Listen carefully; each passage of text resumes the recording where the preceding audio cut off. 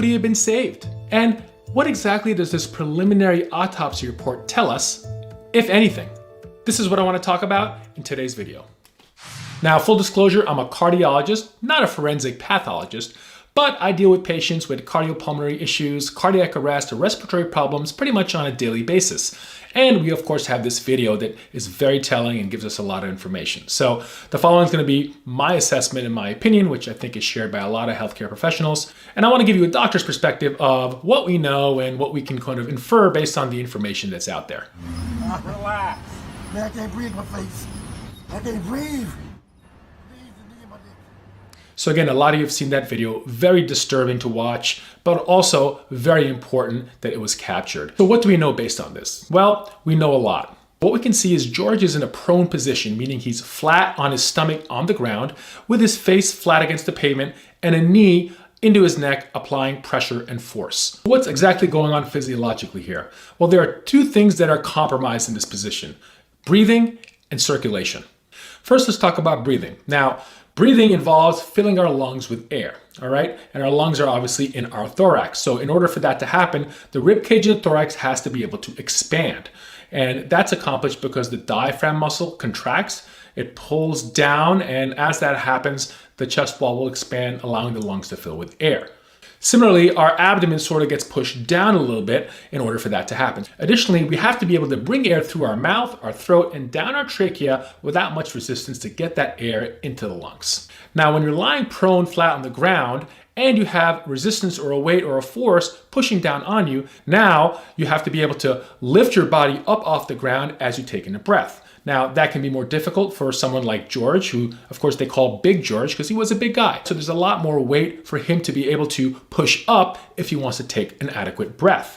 Additionally, he has a knee on his neck, so that is applying force and pressure down. So not only has he push up against his own weight, he has to push up against the force of the officer, which can make things very difficult. Now, additionally, when he has that knee on his neck, this could further compromise breathing by applying pressure against his trachea, which could compromise airflow coming in.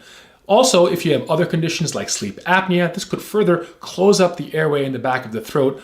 Now, we could potentially recreate a similar scenario by breathing through a straw. Take a straw and try to take some deep breaths through it really fast. Again, it's very difficult, right? Now imagine breathing through a straw while you're down flat on the ground with your face against the pavement and a resistant force on your neck, and try to do that for 9 minutes. Now, let's talk about what's going on physiologically in the body in a situation like this. First, let's talk about breathing. Breathing accomplishes two things. One is oxygenation. Two is ventilation. Now, oxygenation is obviously the process of breathing air into our lungs to get oxygen into our blood in order for us to live. Ventilation is just as important. Ventilation is being able to get rid of CO2 or carbon dioxide that gets built up in the blood once the body consumes that oxygen during metabolism. Without ventilation, we cannot get rid of that carbon dioxide. And what happens is it causes the pH of the blood to go down. This causes a state of acidosis. So the body needs a balanced pH to function.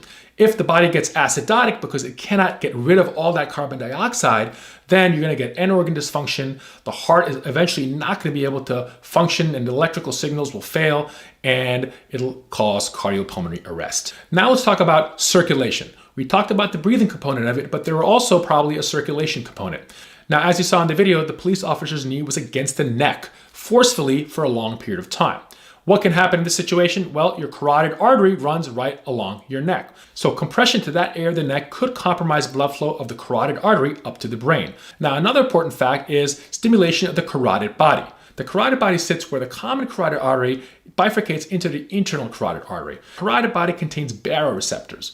Now, these baroreceptors, when stimulated, can send impulses up to the brain, which in turn will send impulses down to the heart and the blood vessels to cause the heart rate to go really slow and the blood pressure to get really low. This can create a situation of further reduction in cardiac output in addition to the oxygenation and the ventilation issues we talked about. This is the same mechanism that sleeper holds or chokeholds work on. Now, add to all of this underlying conditions such as high blood pressure or coronary disease that we think George may have had. Obviously, that creates a bad situation where his reserves to be able to tolerate something like that are worse than people without those health conditions. So it was the perfect storm of badness. So your other question is, could George have been saved? We obviously watched this thing unfold sort of in real time, and people were there when he passed out, police were there, EMS was there, no CPR was done.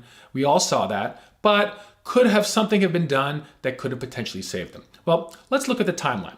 From what we know by the videos, about 8:25 is when he's thought to have lost consciousness, okay? Again, the knee was on him for an additional almost 3 minutes after that. 8:27 is when EMS arrived, and it wasn't until 8:30 he actually got on the ambulance. Now, no CPR was done on the scene by the police officers, which I think, again, is a big mistake, which I think goes to show a deficiency in training of these officers. There were 4 officers there. Clearly, he had no pulse. He was not breathing. Immediate cardiopulmonary resuscitation should have been started. CPR should have been started. Again, that was not done. Now, by the time the EMS arrives, it's unclear. Now, at first, I sort of criticized them for not getting on him immediately and starting CPR, but one could argue either the police were instructing them not to do that at the scene, or if they wanted to get him onto the bus immediately and start resuscitation measures there. May not be unreasonable, because when you start it on the road, you're eventually going to have to get him up and get him into the bus. If that's what they were thinking, they probably should have gotten him up under the gurney into the ambulance as fast as possible, rather than the 3 minutes that it actually took. Because when you have a cardiac arrest patient, every second counts. This is why we put so much into bystander CPR, and as a cardiologist, seeing patients come in with out-of-hospital cardiac arrest, the difference between those who live or die or have permanent brain damage are really the ones who get immediate CPR by bystander. In this situation, it's unfortunate that there were trained police officers that did not start CPR immediately. Again, it's hard to know if immediate CPR would really have changed the outcome for George, but it at least would have given him a fighting chance. So in the end, we have a witnessed cardiac arrest where the patient was out for at least 6 minutes. Again, it's unclear at what point CPR was started in the ambulance, but minimum 6 minutes, which is a long time, especially for somebody with underlying heart and other medical problems. Finally, let's talk about this autopsy report. Now, I know this was a preliminary report, but these were still words in a statement put out by the medical examiner, and these are words they're going to have to stand by. Now, first of all, big picture, the report doesn't really give a cause of death. Additionally, it's very vague, and it actually even makes assumptions to facts that we may not even know exist. The full report is pending, but the statement they released reads, "The autopsy revealed no physical findings that support a diagnosis of traumatic asphyxia or strangulation. Mr. Floyd had underlying health conditions including coronary artery disease and hypertensive heart disease. The combined effects of Mr. Floyd being restrained by the police, his underlying health conditions, and any potential intoxicants in his system likely contributed to his death." Now, let's break this down line by line, because this is important. First of all, this was not traumatic asphyxiation, nor was it strangulation, right? So strangulation, when they're looking for signs of strangulation, you're basically looking for signs of someone getting choked. So you're looking for ligature marks, you're looking for bruises and markings to show that someone's neck was forcefully compressed, fracture of the hyoid bone, and other things you see like conjunctival and particular hemorrhages and signs of kind of acute obstruction of the airway. But we all looked at the video. He wasn't strangled. We know this. So that seems silly. Secondly, traumatic asphyxiation.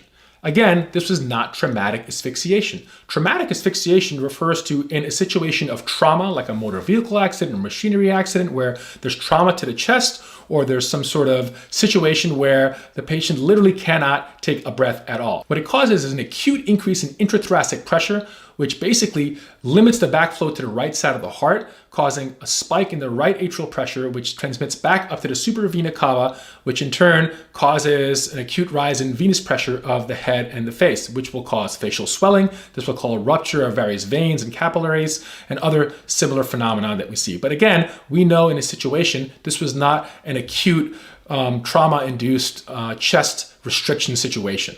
This was a slow asphyxiation process. What he had is something called positional asphyxiation. Positional asphyxiation is a situation where someone is not able to adequately breathe mechanically because of a certain position. In his case, being prone on the ground and with a weight on the back of his head, kind of like what we talked about before. And this process, again, can sometimes be a little drawn out and slower than your traumatic asphyxiation. But again, we don't need an autopsy to make that diagnosis. It was clear in the video. The last line, which really bothered me, reads, The combined effects of Mr. Floyd being restrained by the police, his underlying health conditions, and any potential intoxicants in his system likely contributed to his death. Now, you can't get much more vague than that. Likely and contributed, already two words that sort of express uncertainty. And any potential intoxicants, like they didn't even do a tox report. They're just assuming that he may have been intoxicated or under the influence of something. I mean, that line alone to me really compromises the integrity of this report, combined with all this uncertainty. And really, it's a poor statement to put out. And all it does is fuel the fire. And I don't think they did anybody any good by releasing that paragraph. So again, a lot of holes in the terminology. I can't help to think that there is some bias involved in that preliminary report. What they should have just said is, full report is pending. I'm really looking forward to the full autopsy. Hopefully there's details, and I fully support an independent, non-Minneapolis associated medical examiner or pathologist doing an autopsy on him as well, given the intensity of the situation, and hopefully we can get some more answers soon. In the end, I think it's pretty clear. We all know how he died. We don't need an autopsy to tell us that. It's semantics if you ask me. It's